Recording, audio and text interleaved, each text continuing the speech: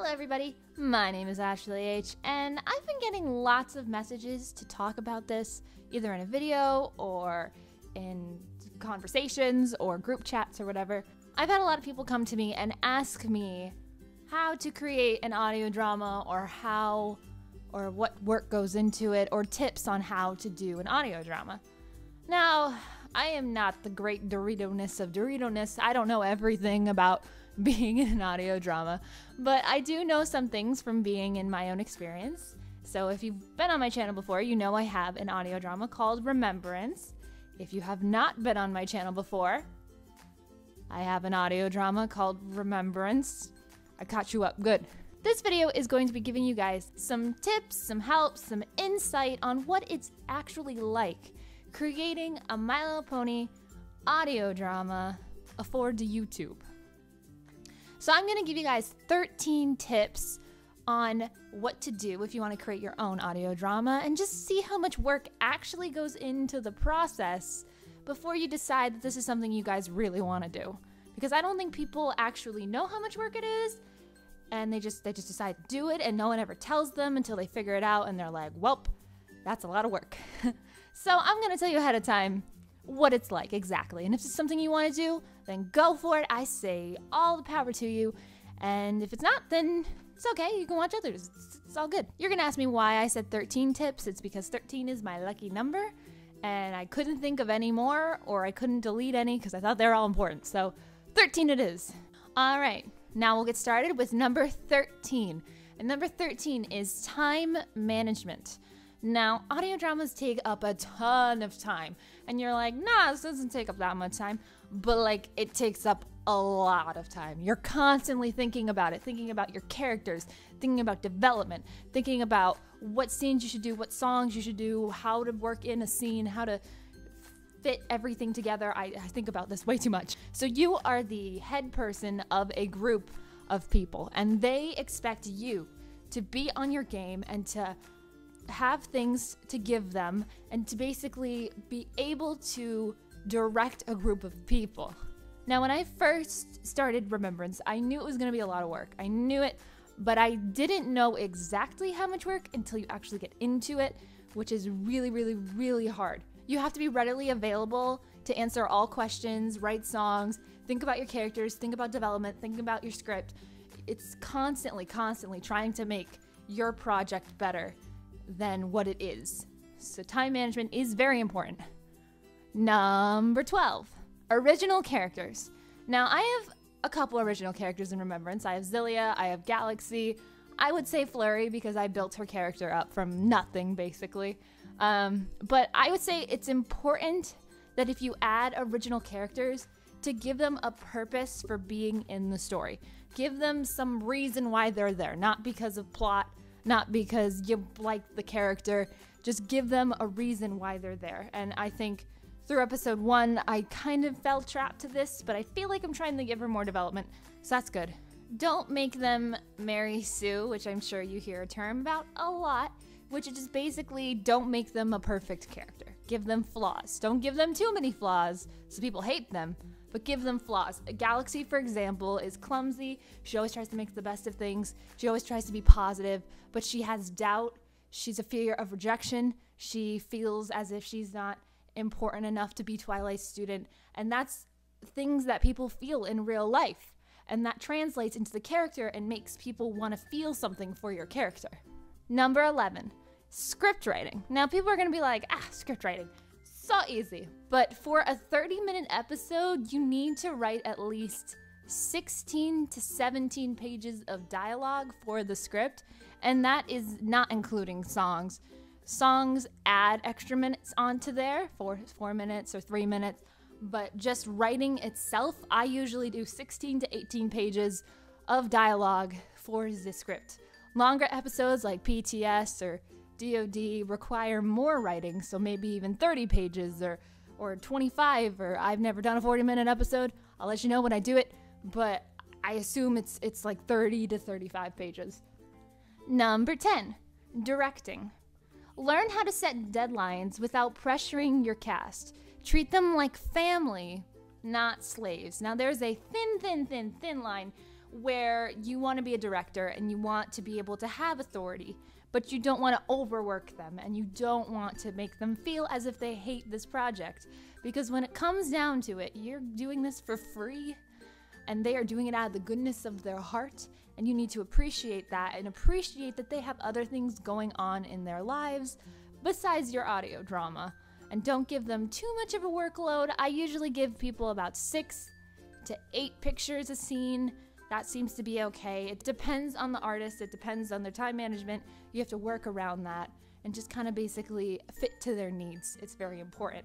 This is a big one. You need to learn to adapt when members drop out a week before the deadline for any reason, personal and or not. I've had a lot of people drop out a week before the deadline being like, good luck, have fun. And I have to figure out what I'm gonna do for that scene because I don't have an artist. I don't have enough artists. I don't have the materials. I can't draw myself to do it. So I usually end up doing vector art. It's something you need to learn and you need to manage because it will happen. People will drop out without warning or without notice. Number 9, art. Now, art is explaining what you want in each scene while giving the artist creative freedom to do what they feel is appropriate. Now, that doesn't mean they can go whatever and do whatever the heck they want. They have to stay with the script, obviously. But personally, I believe in letting the artists do what they think the scene is good. I have a reference from an episode, they look at the reference, and they interpret that how they see the scene. And I just give them creative freedom, which is important. You want them to love their work. You don't want them to be stifled or have to do something they don't really want to do. I mean, sometimes you kind of have to, but try to stay away from that because they're doing this out of the goodness of their hearts. It's free, and I just want to appreciate them as much as possible, and you guys should too. Number 8, songwriting. Now, when you do a song, make sure you tell a story with your words.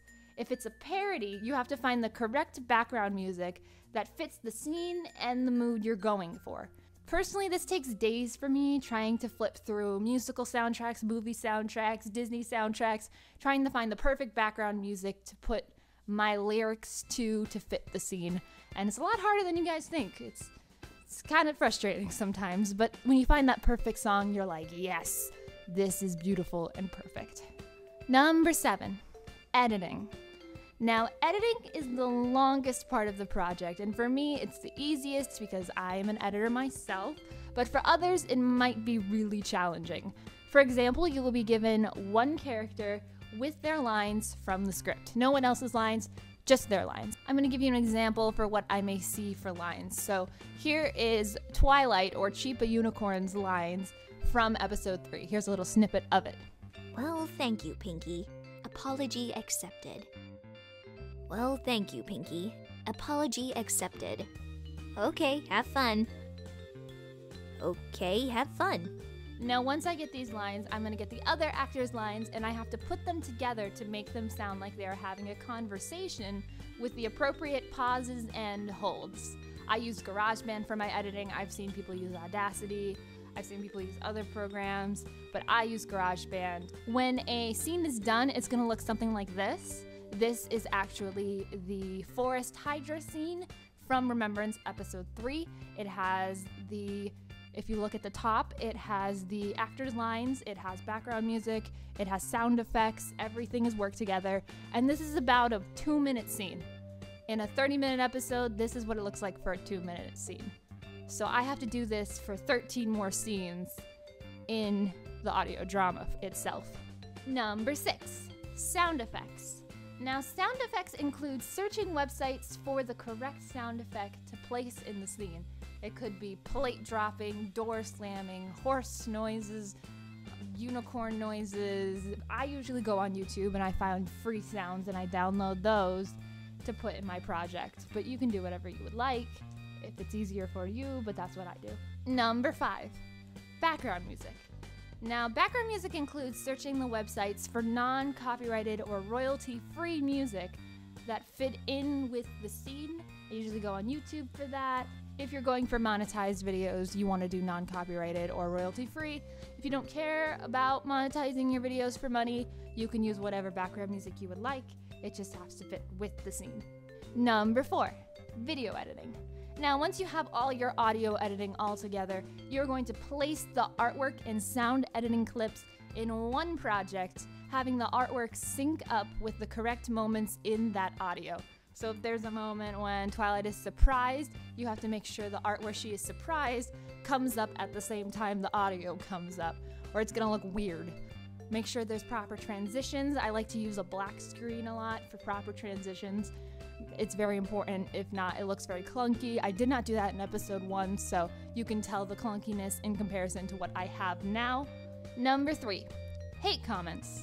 Not everyone is going to like your work, so you have to learn how to deal with hate comments. People will also pressure you into creating the next episode as fast as possible and harass you with that.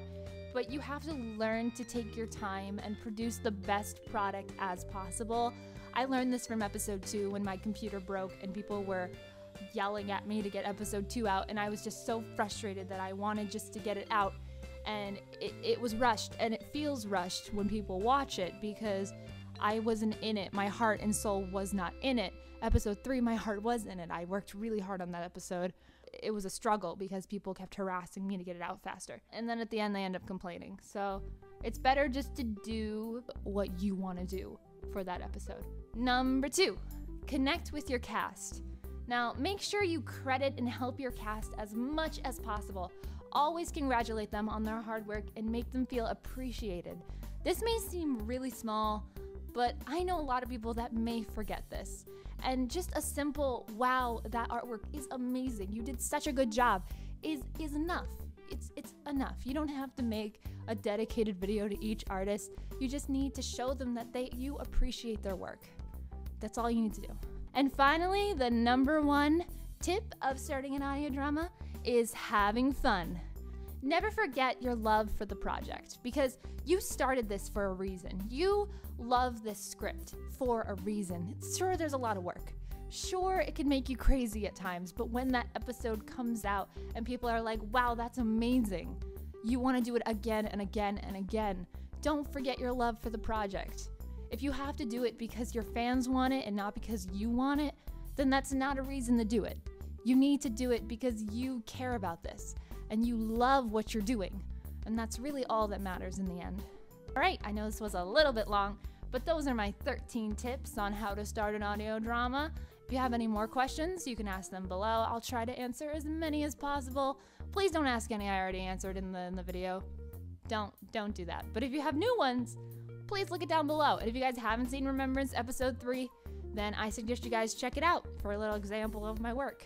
Also, if you guys want me to do more of these videos, like voice acting, starting a YouTube channel, editing my videos, whatever you guys want, I will gladly do those also. So just let me know, and I'll see you guys in the next video. Bye!